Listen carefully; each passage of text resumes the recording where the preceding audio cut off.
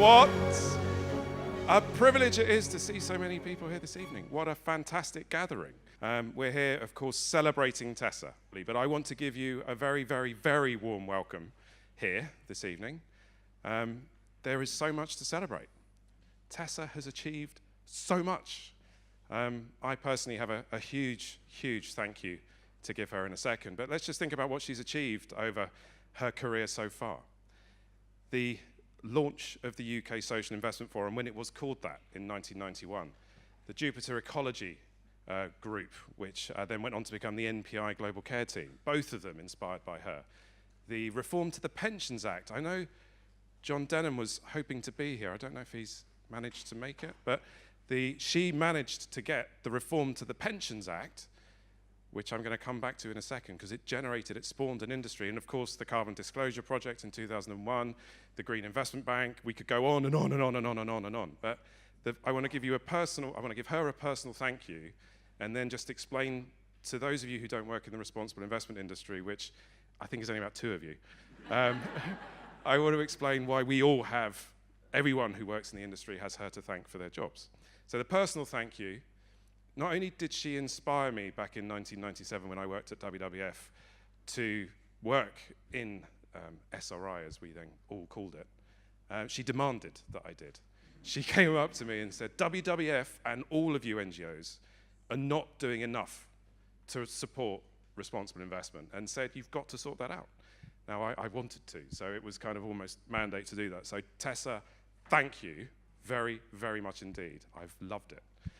Secondly, just to explain to those 2 of you that don't work in the industry, the reform to the Pensions Act, please don't go asleep immediately, the reform to the Pensions Act in 1998 inspired a whole wave of supply of SRI funds. Tessa created the reform. Tessa went to John Denham, who was then the Parliamentary Under-Secretary of State, and said, I know you're doing this reform to the Pensions Act.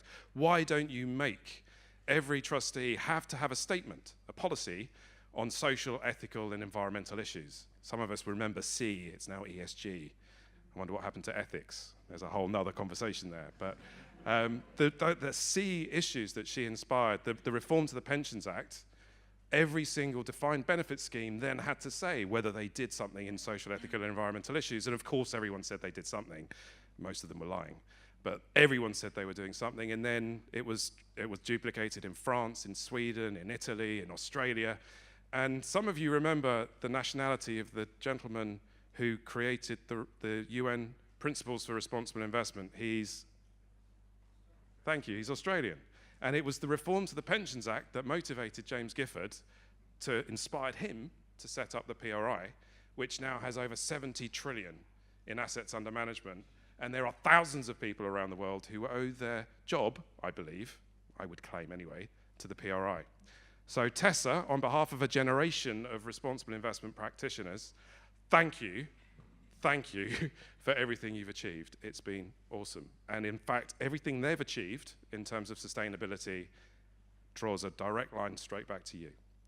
Now, it's a privilege to be here and see so many friends, but Tom, the floor is yours. Over to you. Thank you so much for chairing the panel, and thank you, Mark.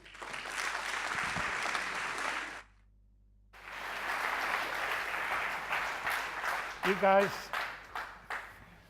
slightly nervous. Just, Mark, come and sit here.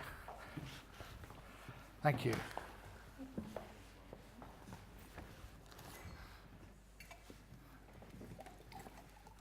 Thank you, Steve. Good evening. My name is Tom Burke.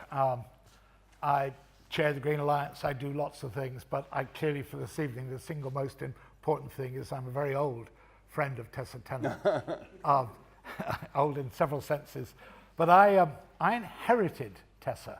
In 1982, when I went to work at the Green Alliance, Tessa had just left, finished her degree at King's College and was working for the Green Alliance. And so I found myself meeting Tessa, getting to know her. I had no idea about what a ride it was going to be for the next almost 40 years. Anyway, enough about that. I was extraordinarily honored and pleased when she asked me if I would host this panel of this evening. where we're going to go with the evening. Tessa, as you know, is not going to be able to be with us this evening. I think pretty well everybody should have had an email about that. But Ewan, I'm very pleased to say, who's sitting up there at the back, her son, has joined us to represent her.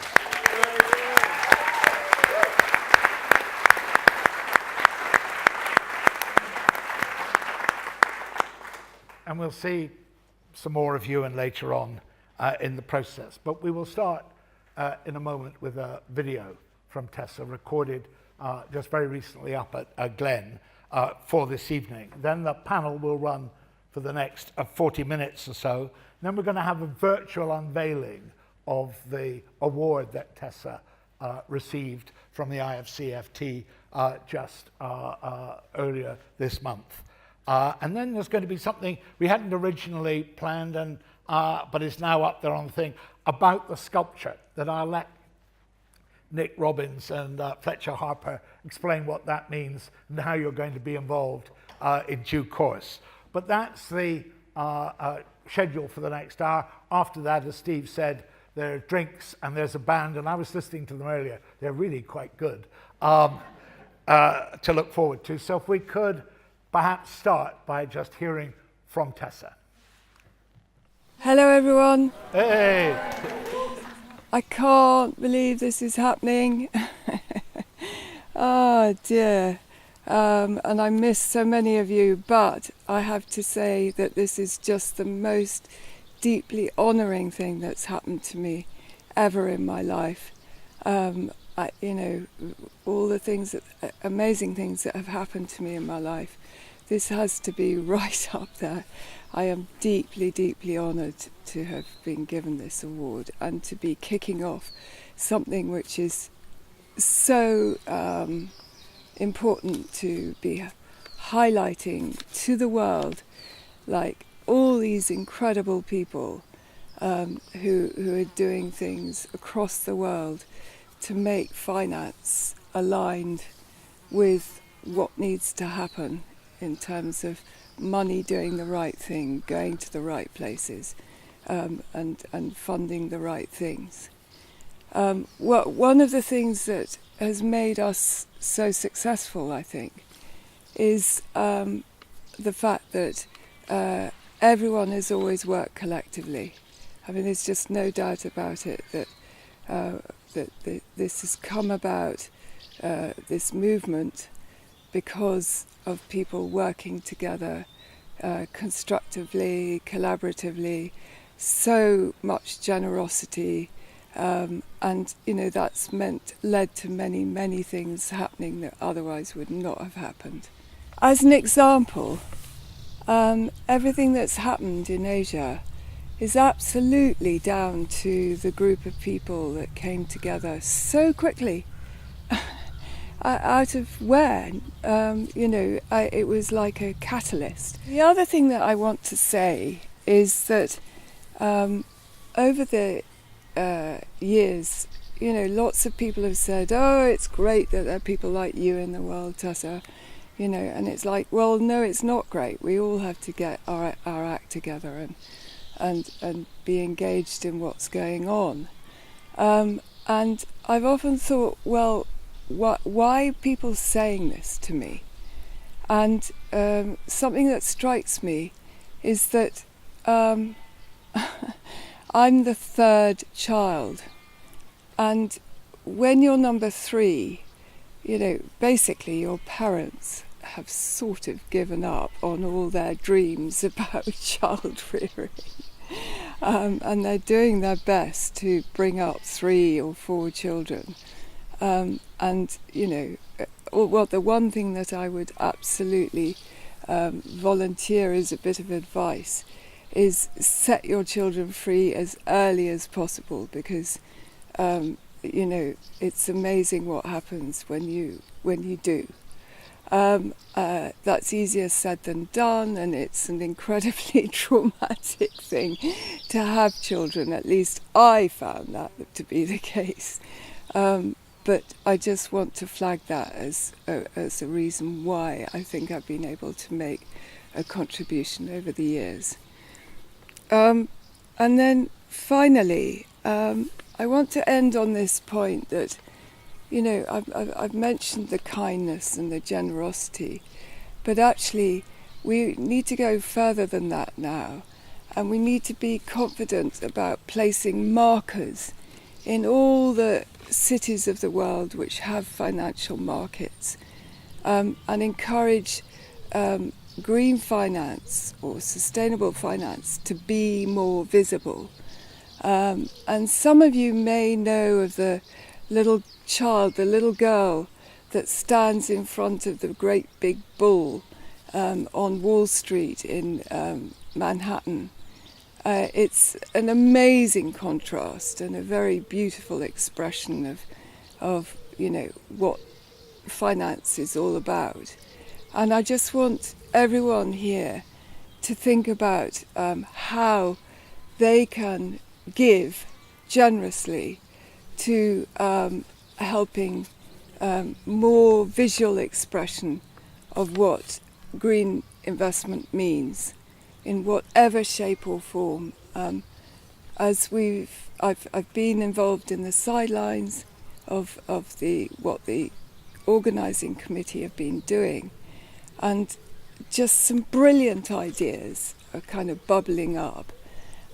So please do get in touch with the organising committee, and please do think about what you can do with them, or you know, in other ways, and let's make green finance something that is visible and marks the next 30 years in a very, very powerful way.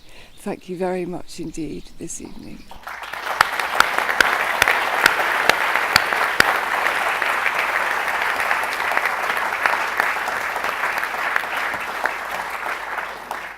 I think what we just had a really good opportunity to remind ourselves of was the most influential giggle in the world. I mean, that Tessa laughter has probably accomplished a lot more than volumes of argument, just the sheer charm of it. Anyway, that was Tessa. As I said, I inherited Tessa, and the Green Alliance is a very small organisation that lived in a very small three-cornered office at Chandos Place, and as we did back in then, we were very keen to make the world go round differently, and in the kind of discussions you have about how do you make the world go round differently, we kind of figured out that money really did make the world go round. So we kind of came around in those discussions with that idea, maybe we ought to make the money go round differently. That was like lighting a blue touch paper, and then suddenly seeing the space shuttle take off. Tessa took that notion, that idea, and ran with it, Steve, and you explained some of the consequences of that, and what we all got to play a part in was in that extraordinary trajectory that was launched out of this tiny, tiny little place. And it's an extraordinary tribute, in a sense, to Tessa, not just the accomplishments that she's made in this area, but the idea that just an individual with a good idea, lots of energy and enthusiasm, can do extraordinary things. And in these extraordinary and not very cheerful times, it's really good to be reminded of what can be done by somebody with the kind of energy, enthusiasm, and passion for life that Tessa has. So, to memories and reflections and all of the people, I was lucky in a sense, I inherited Tessa. Everybody on this panel has, in one way or another, has an experience with Tessa. And what we're going to do is just run through the sort of beginning with Mark and Paul Dickinson, a little bit about Tessa, who suddenly turned up in Asia, taking it all to Asia. And so we'll look at Robert and Yolanda. And then a little bit of a conversation with the now Tessa. And Wayne is here, and Christiana would have been here, but we've got a video contribution that she's made to do it. But Mark, as all of you, I guess, will know, Mark is what you might call the great disruptor. Certainly that's how the oil industry sees him. So Mark, I mean, somewhere along the line, Tessa disrupted your life.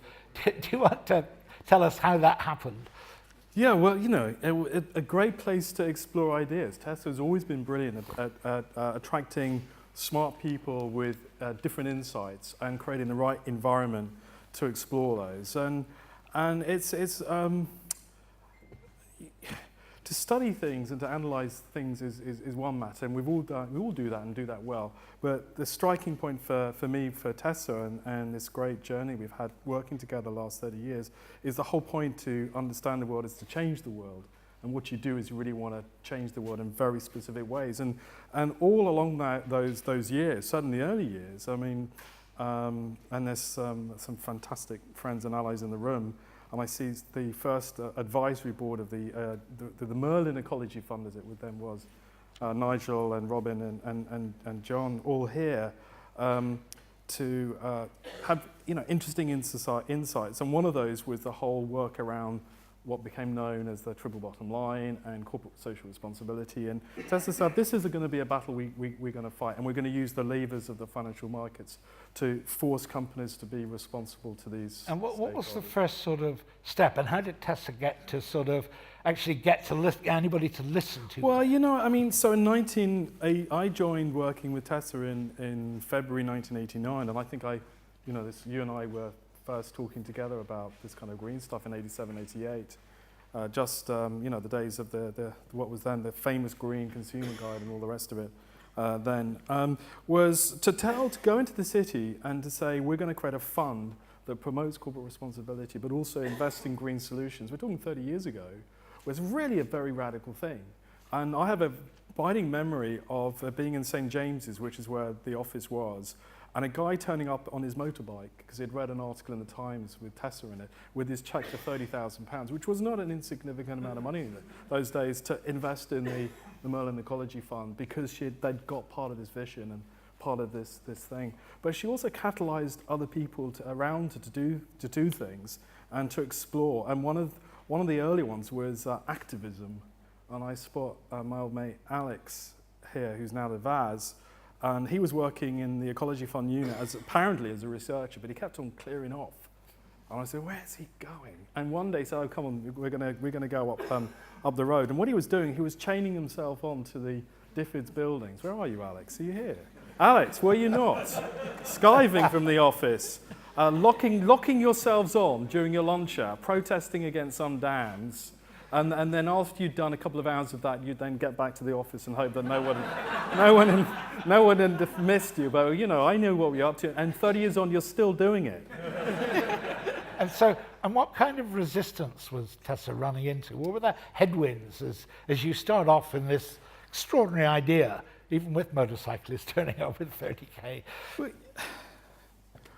Well, more than anything, Tessa is a triumph of character and determination. And some of you here will know who I mean by John Duffield. Yes. You know who I mean? I know who you mean. The guy who, in the middle of trying to sell Jupiter to Commerzbank, called the buyers a bunch of Nazis. I mean, so it was quite a character. And for Tessa to stand up to him, who was quite a forceful character, and to say, we're going to do it this way, and this is the way we're going to do it. And she was always very persistent in her views on that. And when we wrote the water analysis, and Charlie Miller, who's here, was one of the people working on the water and electricity analysis, we wrote this critique, and I think Robin remembers what happened. And because one of the directors of Jupiter, his brother was the water privatization minister, and so it's completely unacceptable to be attacking the water privatization, this terrible report we're just about to produce. And we found a way around that. We got it published, through the university. So she was determined to get that voice, and it's a very distinct voice, one of activism, change, insight, building things, drawing people together. And I look at this kitchen here, and then there in fact there were 3 kitchens, and this was just one of the 3, which we would sit around this table, sorting everything out, and you would be frying your pesca warble. You remember those? Yeah, Pescadovo, yeah. And the Horn of Plenty, which we'd go and pick from the fields and stuff, and have these long conversations where these things, including for me, the big one was, the carbon tracker, the idea, Nick here with me, Nick Robbins, of in the late 90s of exploring these ideas, which obviously led to something really quite profound 10 years after. Well, that's quite an interesting segue, Paul, to, in a sense, your part, or Tessa's part in your life, your part in Tessa's life, because the common piece is Glen as a kind of place of mention. Glen is Tessa's house in Scotland, and it's very famous political house. It's where Margot Asquith grew up. It's where there are wonderful pictures to be found in the library of Asquith and other leading politicians just prior to the First World War, sort of standing in the gardens. It was a tremendous sort of place for a bunch of pretty weird people to be Steady on, Tom. invited to. And you were one of the people, and CDP starts there. Well, it took me 14 years to get to Glen, actually, because I used to work for a rather fancy fashion designer. And in 1986, I went to the Green Ball, which was convened by Tessa, and all the glitterati were there, and half the royal family, and all the rest of it. But I didn't meet her. And then I read in 1988 an article in the paper saying that there was this business of, stuff was going into rivers and the pollution, but as a shareholder, you could go along and talk to the company. And I thought, that's so cool. So I phoned her up, and she answered the phone, and I sort of said, well, what you're doing is absolutely amazing, and waited to be asked to come for an interview, and it didn't happen. So then 12 years went by, but I finally managed to track her down. And Tessa was a wonderful person to start an NGO with, I have to say, because she would invite people to Glen, including Jeremy Smith in the early days, and everyone seemed to know her, like her, admire her, and trust her, which is very valuable, actually. And so, we set off, I would say, and we had a bit of a plan. And it was a plan to do something with investors in the UK. And we went down to London. Our first stop was James Cameron at Baker McKenzie. Huge boardroom table. We explained our plan, and he leaned forward and he said, anything you do has to be global. So like, okay, no problem. So, the next day, we were off to Downing Street. Tessa was giving a millennial lecture to Tony and Sherry Blair. And it was funny to see that she put a picture of, to talk about climate change, she put a picture of Neville Chamberlain's head on the body of an ostrich. And as that, I was pressing the slide button. As that slide came up, Blair went, but he did some good work on climate change afterwards, as did many of us, sort of inspired by that. So, and we took our plan to Sir Robert Smith, as he was at Deutsche Asset Management, and he said, it's true, this is my Scottish accent, so forgive me. He said, it's true we send 25-year-olds to these chief executives and they jump around getting answers. So we knew there was authority in investors, which was great. But we needed money. And we had lunch with Zach and Teddy Goldsmith, and on the basis of nothing but Tessa's will, we got a very large check. And then we needed a legal identity. Joyce Abusha at Rockefeller Philanthropy Advisors provided us with that on the strength just of sort of chutzpah. So quite an ability to just make things happen. I was asking Christiana, who we'll hear from later on, how she first met Tessa, and she said, well, she rang me up. And it was that piece that Tessa was willing to call anybody? Well, that was my next story, actually. I have notes. I remember once I was with her, and she would phone up some very grand person, and she was saying, the receptionist says, who is it? She says, Tessa, tenant! And I was like, wow. So Tessa, how do you know this person? She says, oh, I don't know them. And then the phone clicks, and she's through and starts, So the idea that authority is taken, not given, which I think she perfectly embodies. Yeah.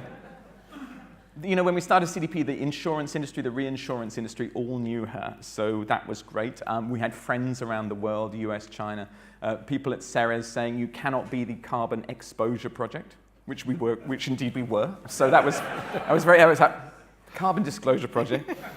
And Tessa established a team with myself and Paul Simpson and Jeremy Smith, and she thought, right, that'll work, and just went off to Asia, because that's where the action was, and we're still running CDP now. Which is the next piece we're going to move on to. So in a sense, both CDP now not quite as grand as the whole of the PRI, the financial industry, but enormously big institution. Carbon Tracker, not quite such big in size, but enormous in influence, both with their roots in the rooms you're absolutely, hours and hours around that table.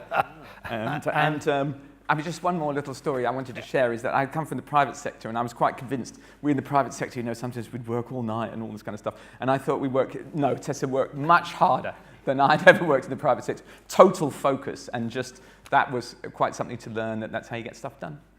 And then, as you say, she suddenly went to Asia. I mean, the world wasn't small enough, or Britain and Europe wasn't big enough, so off to Asia. And Robert, the way I kind of heard the story,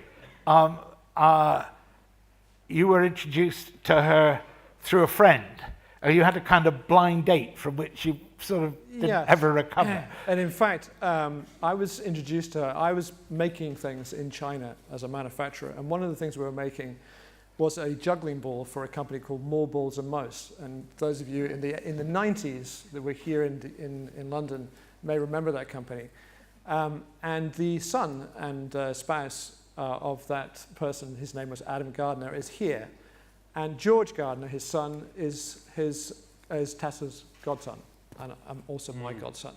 Adam said, he had said to me, look, you must meet Tessa.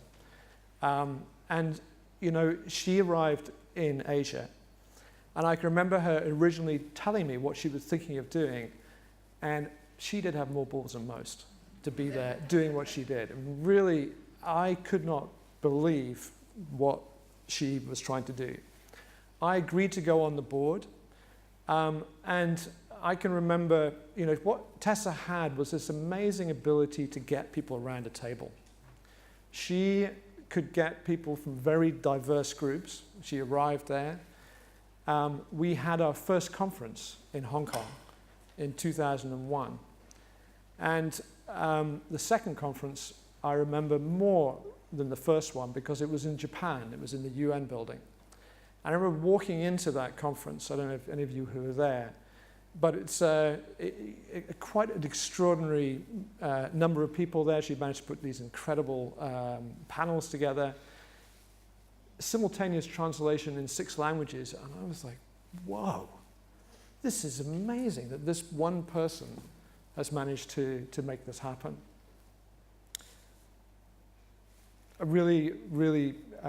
What was also great about her, or what's great about her, is her ability to bring out the best in people. I consider her almost like a living angel. She has this big, big vision of what is to be done. And what I saw with her in Asia was her ability to bring out the best in everybody. And how did that work, coming from in that rather British upfront way into an Asian culture? How did that work? It often started with a giggle, with her coming into a room, and she was very direct. She's very, very direct there, and people respected that, I think. And when we were meeting, whether it was Chinese officials or in Japan, she was very respectful, but also very direct. Right, and Yolanda and I worked together for a while at Standard & Chartered, and I had no idea that Yolanda had worked with Tessa in a new Tessa, and Yolanda had no idea that I knew Tessa. So we managed to go through a couple of years of sort of working together at Standard & Chartered without ever mentioning Tessa's name, which must be the most extraordinary occasion. But you know, you were there in a sense, and you were from a different culture running in to Tessa. How was that experience? Well, I'm sure that Tessa picked me to join the panel for diversity, and you know, with Christiana meaning to join as well. Someone female and younger as the element of diversity. Well, you said that Tessa is a disruptor, so she disrupted my career. I was a reasonably accomplished journalist. I worked for a magazine called Asia Week, and I would be doing broadcasting, going on CNN, talking about current affairs, about Hong Kong. While working as a journalist for the magazine, I was sent to interview Tessa Tennant. And back in the day, it wasn't like now that you can just Google someone and saw what they have tweeted and then knew about their life story. I had no idea who Tessa Tennant was. And I interviewed her, and I really didn't treat that interview very seriously. I said, okay, let's meet at this Starbucks, and it's 5 p.m., peak hour, and let's have the interview there. So I interviewed her. She started an NGO called ASRIA, which was a real mouthful, and I immediately thought it was just wrong branding. So ASRIA stood for Association for Socially Responsible Investment in Asia. And is to promote SRI, Socially Responsible Investment. So it took me quite a while to write that article because it was quite a difficult sell. But I was so awestruck by the idea that finance and sustainable development should come together. So I gave up journalism and worked for this random woman for an unknown organization in Hong Kong when it first started. And that's how I started in this profession and continue since. And how did the financial community in Asia take to this idea? We've already heard from Mark a bit about how the financial community here took to it. How did the financial community in Asia take to this? Well, the overwhelming sense I got working in ASRIA was that it's really ahead of its time. Hong Kong or Asia was not ready for SRI. We had a very big conference in Hong Kong. It was at the Convention Center, one of the premier venues for conferences. But really, I felt that people were not really taking in the idea in a genuine way. They would say, yeah, sounds good, but wasn't really doing anything about it. And I think the movement only just took off 5-6 years ago, so it took a long time coming. Tessa really, for me, she's a visionary. I told the two Pauls from CDP that, I read TCFD recommendations, and it's exactly CDP, which started in 2001. And then, the latest thing on NDC, again, I think she's zeroed in on the weakest link in climate finance, because now I work for a Singaporean bank in Singapore, and I hear a lot, what's spoken at the local banks, at regulators, and in the press. It's all about this common but differentiated responsibility that Asia should continue to emit, and we're allowed to continue to emit carbon emissions because they're not responsible. And it's not very helpful when you're facing an existential threat. So I think the SRI movement in Asia is only just beginning. Just beginning. Well, already been through quite a lot of things that somehow, as they started, had Tessa evolved. She hasn't stopped, so if we're going to move on a bit to hear what's going on now.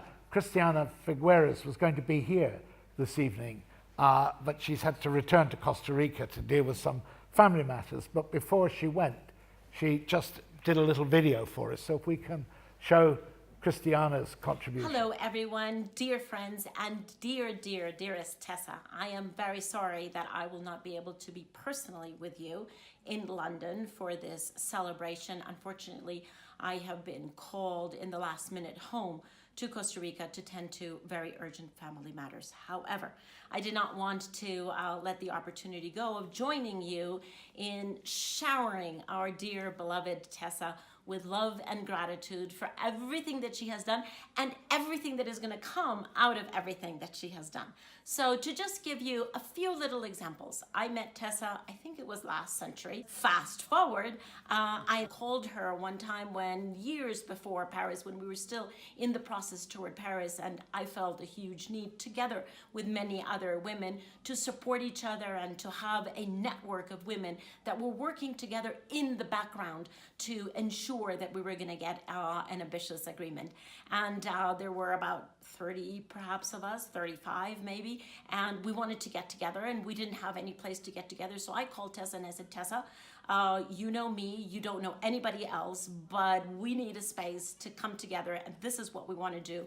We want all of these women to come together in a quasi-secret form to really understand how can we support each other and support the process toward the Paris Agreement. So can we all descend on Glen House? Tessa, of course, said, of course. And she just gave us a date, and there we were. Well, the Lionesses, as we now call each other, continue to work in consonance with each other as a fantastic network in many, many different fields that have to do with climate change, and in fact are meeting in retreat form to continue to do their good work with each other this weekend in London. To give you another example of Tessa's fantastic leadership, one of the things that I mentioned to Tessa and to all of these women as we were working toward the Paris Agreement, I said, I really think that we need to mobilize the spiritual communities and have them also bring their voice and their fantastic positive energy to this process. I really feel that that is a need, and I don't know who we can mobilize to do that. So Tessa, I think not even being a religious person herself, said, I'll do that. And Tessa stood up again, holding the torch in completely unknown territory to herself, and created our voices. Now, fast forward, pretty soon we have the Pope himself emitting the papal encyclical Laudato Si, that, as we know, had such a huge effect on the religious and spiritual communities around the world. And of course, we know that the Pope has continued this at Tessa's request, and has actually just a few days ago called the oil and gas companies and the finance world together in the Vatican to ask them to continue their work and to be more responsible about their carbon assets. So Tessa, even there, your work continues. And as of late, Tessa, as we all know, has actually gone back to her financial roots and has launched this very important initiative about how do we get NDCs to be bankable projects. And there, Tessa, well, those of you who are in London will have more details by the time you all get together. But the British government has really understood the value of what you and Ian are doing and is ready to take that forward into what I want to call Tessa and Ian 2.0. So Tessa, rest assured that all the seeds that you have sown and watered are actually flourishing, that they will continue to grow and thrive. And among those seeds, can we actually shower you with our gratitude and our love for everything that you have done and will continue to do. And in particular, for your very, very valuable lesson that nobody individually does anything. It is all of us together, everyone here in this room and thousands of people outside of this room who have actually been the architects of the change that we're already seeing. So Tessa, thank you for your leadership, for your example, and for your inspiration. We love you.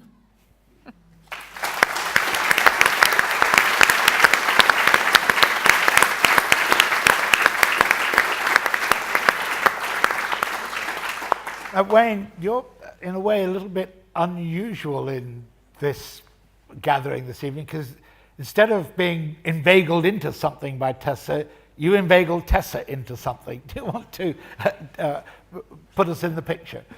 So many years ago, I think it was the mid-'80s, Tessa came by my office having just graduated a couple years and was doing an internship in Boston on SRI, and I'm the founding chair of the Calvert Funds in Washington, D.C., and she came by my office, and I was really blown away by her, and she, within a few years, joined our board. And, you know, in the early days, you know, pioneering a mission, there's a lot of ways you can go, compromises you can make, good enough for the whatever, minimum deliverable product, whatever. And Tessa was always, well, what about, or how about, and we could always, and her, like, just her integrity and vision of asking these questions. And by the way, I was thinking about, when they asked for photos, the photo I was thinking about was my kitchen table where Tessa sat. This kitchen table has a virtual quality in the sense that the ideas we cook up, and also, you know, we have a board and there's governance issues. And, but Tessa, one time, she was complaining about why she has to burn all this carbon to come to our board meetings. And anyway, and I said, it can't be that much. And oh my God.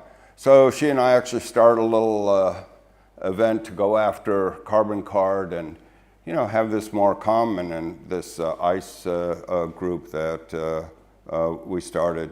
But more importantly, you know, the wall here has, you talk about Asia, well, there's Asia and there's also China. And China and Asia are not, these are different continents in a certain way. And I sometimes feel like, as someone was talking and wanted me to talk about the future, and I don't know how many of you saw Alice in Wonderland. And at the very end, Alice is pointing in charge of her deceased father's empire. Maybe we should explore China, go to China. Well, we started what is now potentially one of the premier CSR firms in China called Sintao. We have 80 people in various offices, and again, out of an idea. We have a subsidiary that is the only Chinese company allowed to certify green bonds, and we've had multinationals come to our little company wanting to do, and we're doing joint ventures around some of the intellectual property and what's developing there. So you want to talk about the future and how do these values, which, Singapore is one thing, and then you get with party members, and how does this part of their national plans, and how does it fit into their issues, although there are other issues there are a lot of issues. The point is that, if you think of corporate governance as warfare, you want to be in the trench with her. I mean, she's like the pal that you're trying to do the right thing, you feel you're on the high road, you explore these, and you bring this is our board of directors from, I don't know, how many years ago, almost 10. That, again, it's the emanation of the integrity of the taking a higher road and asking what else we can do and how this fits together in her kind of gentle fashion. Although I will say one regret I have is her gentle fashion, or maybe it's the British way of not exactly being as direct as we Americans and kind of not getting to the exact point. And so she was the most interrupted person in our meetings, combined with her soft voice, and I regret that because she always had this. Well, there are always these gems, so Tessa, sorry about that.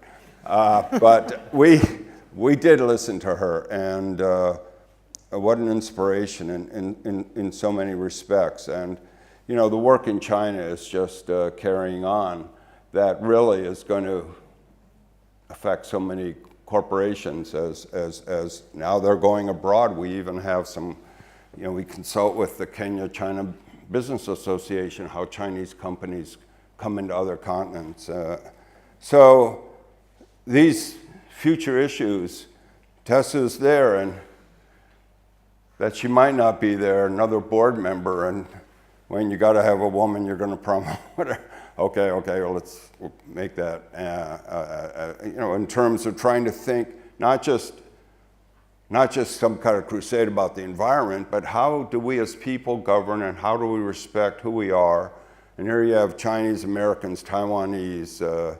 How do we build this way that we reflect and work with corporations in China to, reflect their values that really have a lot to do with how these companies will go forth and affect our great-grandchildren. So, Tessa, I love you, and just such a blessing in my life to, in so many of our lives, to have her. I remember her going off to Hong Kong. I just came in from Ho Chi Minh, and I have 2 big luggages, right? She's always this little, I don't even think she's ever checked a bag in her life. And, and she's going off to Hong Kong like this virus going to do this amazing, and it happened. A couple years later, I'm in Tokyo, 300 people for an Osria event. God bless her, and I thank God that she's been in my life. Thank you.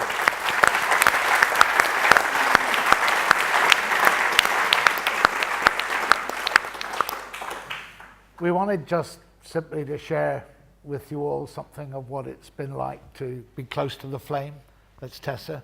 So thank you all for sharing some of that experience with us. Now we're going to move along, and we've got Jeff Wagner is here. We're going to have a virtual presentation of the award that Tessa won from the IFCFT.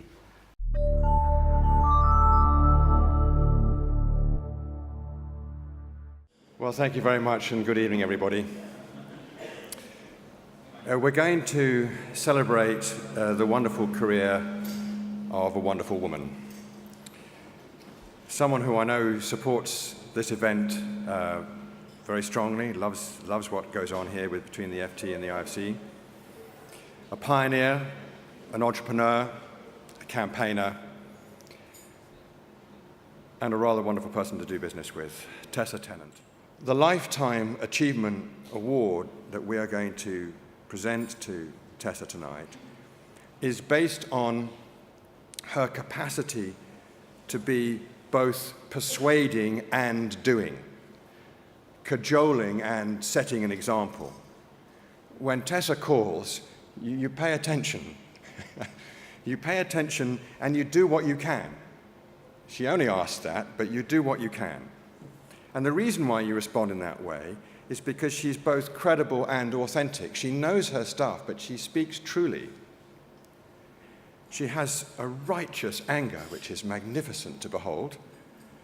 I don't know why it popped into my head then, but suddenly thinking of Johnny Rotten and, and Public Image Limited's a great song called Rise, where he says that anger is an energy, and it really is, and Tessa knows about that.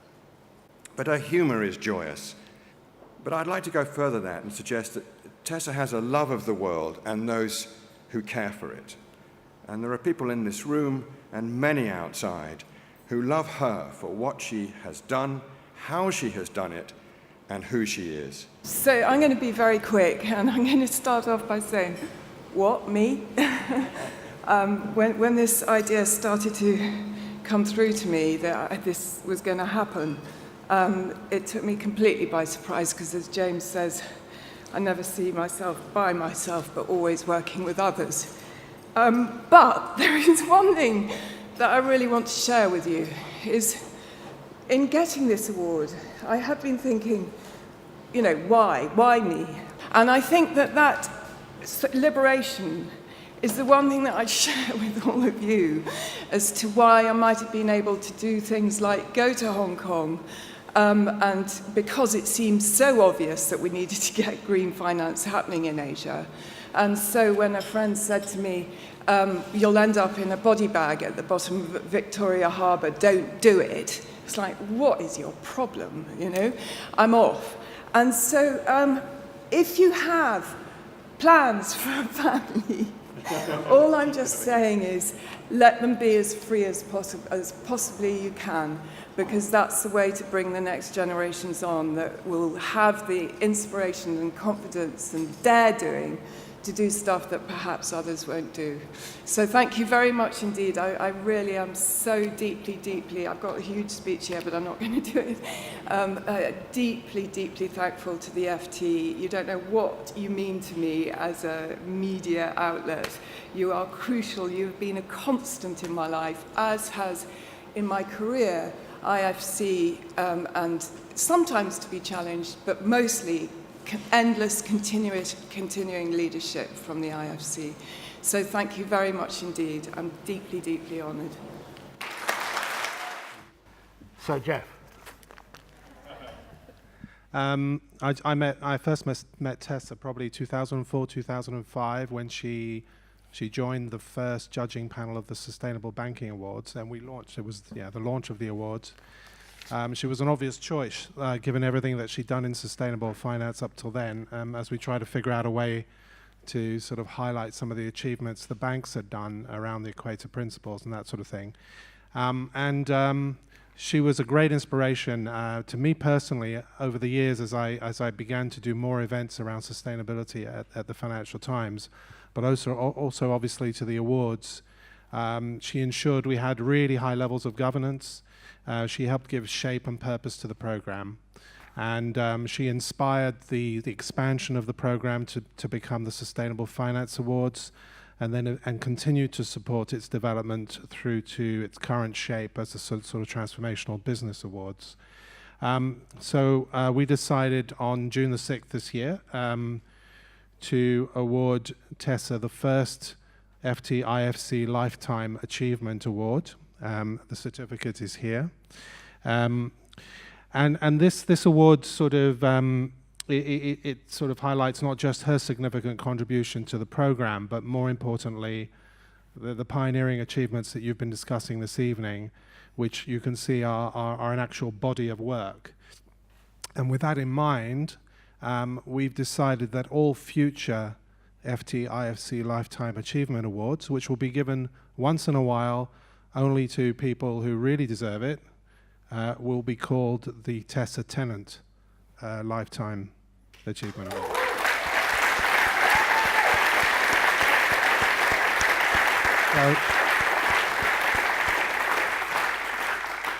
So she will be able to continue to inspire us for a very long time to come. So it's my pleasure to deliver this award to her via Kira, I believe. Would you like to come up to get it, and Liberty?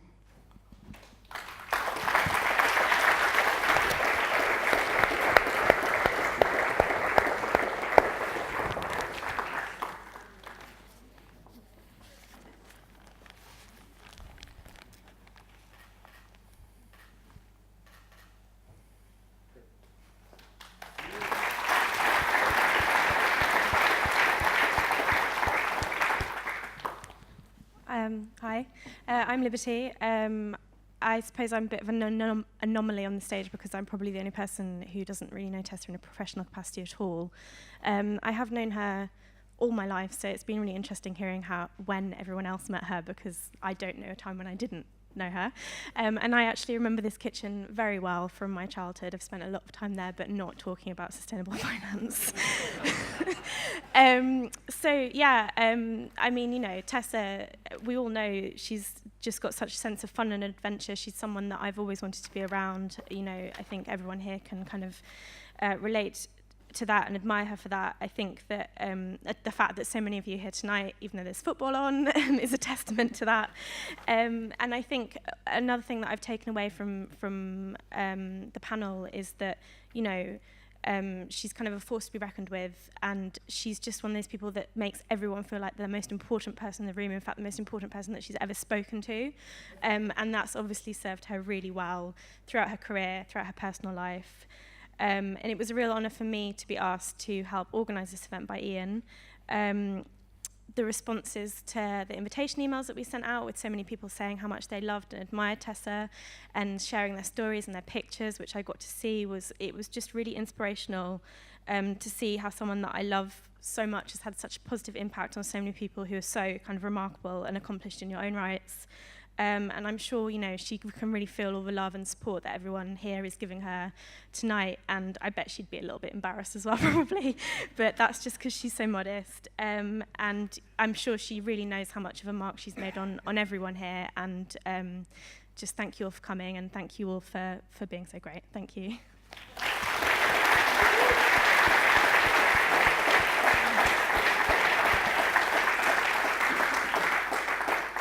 Well, I'm Kira, and I've worked with Tessa for our voices, but also we've been friends. So we first met in a bar in Hong Kong. The first thing I saw was her hair. And I was so pleased to talk about her hair because I've also got curly hair. So we swapped lots of notes about shampoo and conditioner, and I was happy about that. And then swiftly she moves into state of the planet and what did I think. And I'd literally just started working in sustainability a month ago. I'd read Cannibals with Forks by John Elkington. I was desperately trying to quote that to show how clever I was. But as everyone has said, you know, the way she is always pushing, always challenging.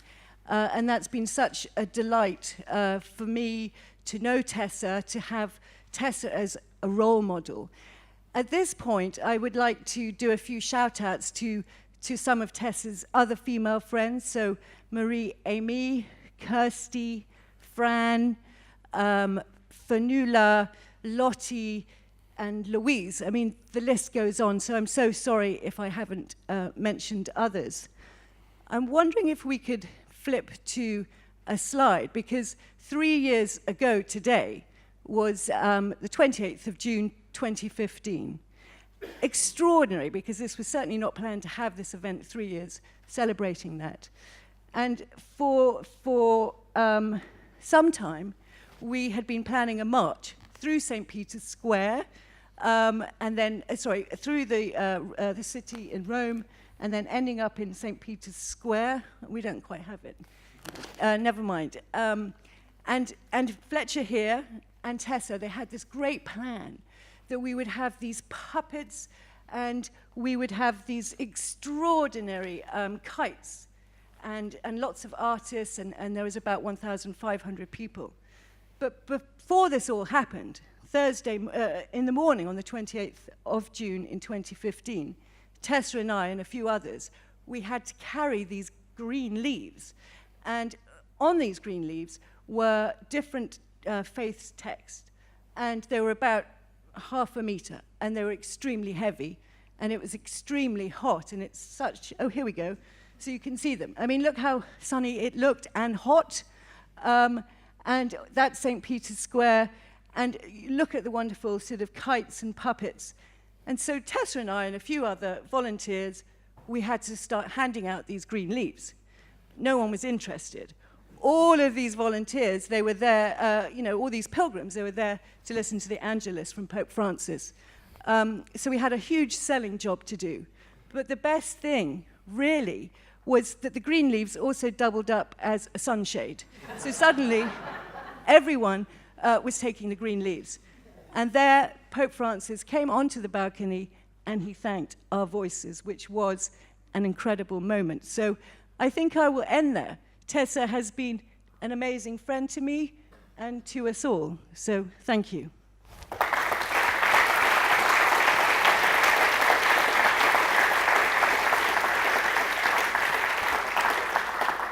Thank you, Kira. There was a surprise when I looked at the first program for this event. There was no mention of a sculpture, and if you remember Tessa's introductory video, sculpture featured quite strongly in what she's got in mind. So can I ask Nick and Fletcher Harvey to come and tell us what this is all about?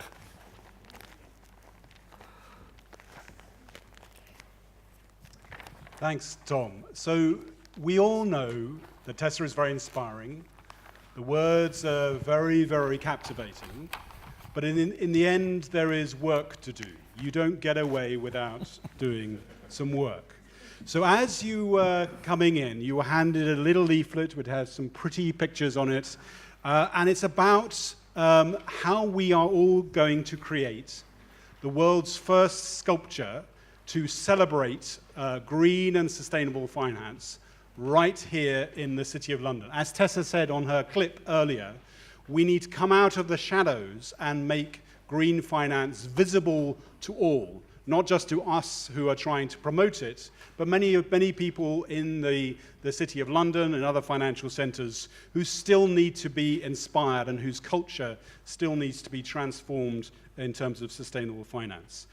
So in the next few minutes, Fletcher and I will try to give you a sense of the project, why it's so important, and how you can all play your part in making it happen. I'd really like to make it clear that this idea for a sculpture has come from Tessa herself, and it's really today that we're launching the campaign, the funding round to get this idea off the ground. So we want to put this statue here in London, in the heart of the City of London. And to do this, we've gathered a group of Tessa's friends to make this happen. I'm going to ask all of you to stand up so we know who you all are. So, firstly, Ian Callaghan has been a rock in this process. Ian at the back, as always, but always in the front of these processes.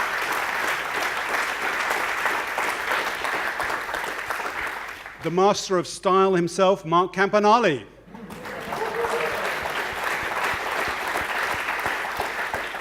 James, where is your hat? Cameron. Thank you so much. And James has very kindly accepted to be the chair of this sculpture committee. We have Paul Dickinson, please. Paul. And there are women involved. Kirsty Hamilton, please. Thank you. Jeremy Leggett, the man of sunshine. Thank you, Jeremy. We have Kira, who really is doing all the hard work. Kira, please. Kira Shannon. And then, of course, we have Bill Stampley and Tessa herself involved in the project. So what we'd like you to do is think about this project, think about how exciting it would be to have a monument in the City of London, which could generally be really the start